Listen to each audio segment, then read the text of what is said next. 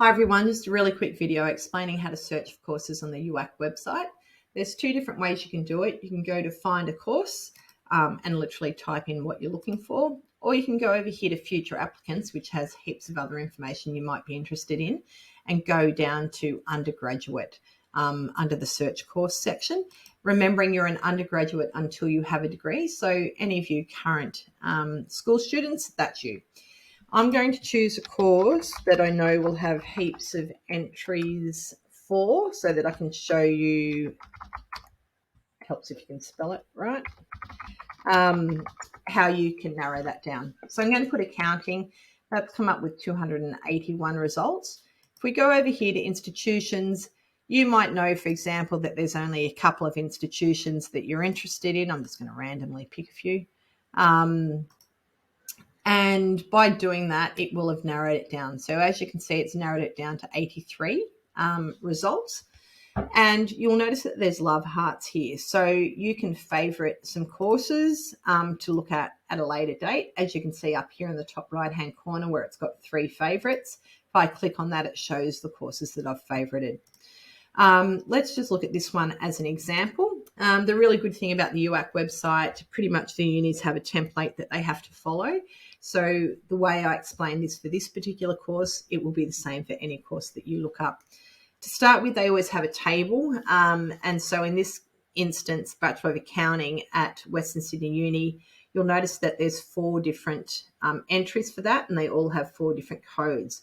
That's because that particular course is offered at 4 different campuses at Western Sydney University. The next column you need to look at is the fee column. So it says CSP, which stands for Commonwealth Supported Place, which is HEX courses pretty much. So they're the ones that you guys should be looking for. And then duration, F means full-time and P means part-time. So this course is either 3 years full-time or 6 years part-time. If we go down to the About section, it will have some general information. Then it will have information on areas of study, career opportunities, professional recognition, and fees and charges. If we then go down to admission criteria, if there's any prerequisites, for example, they will be listed there. In this example, there's none.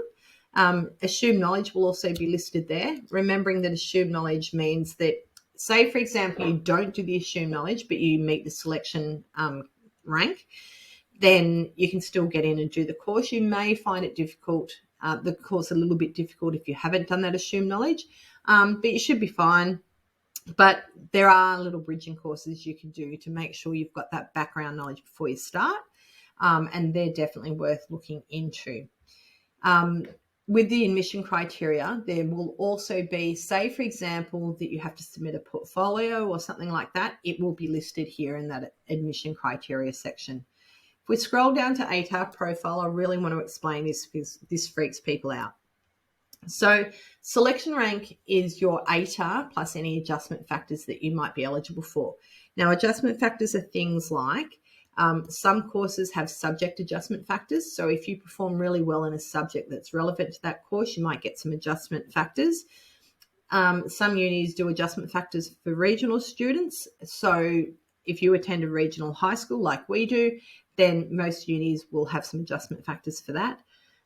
If you've suffered some significant disadvantage in year 11, year 12, when you're in year 12, you're able to apply for this thing called EAS, which is Educational Access Scheme, and you might then be eligible for some adjustment factors through that. So when we're looking at this table, let's look at the first row, just the first, so I can't remember which campus that was at. So if we look at the lowest selection rank, it's 80.75. So that means someone who is doing this course currently, because remember it's based on the current data, had a selection rank of 80.75. But if we scroll over here and have a look at lowest ATAR, it's 70.75. So it's pretty safe to assume that the person who got 70.75 ended up with 10 adjustment factors because that's the lowest selection rank. So selection rank, as I said, is ATAR plus adjustment factors.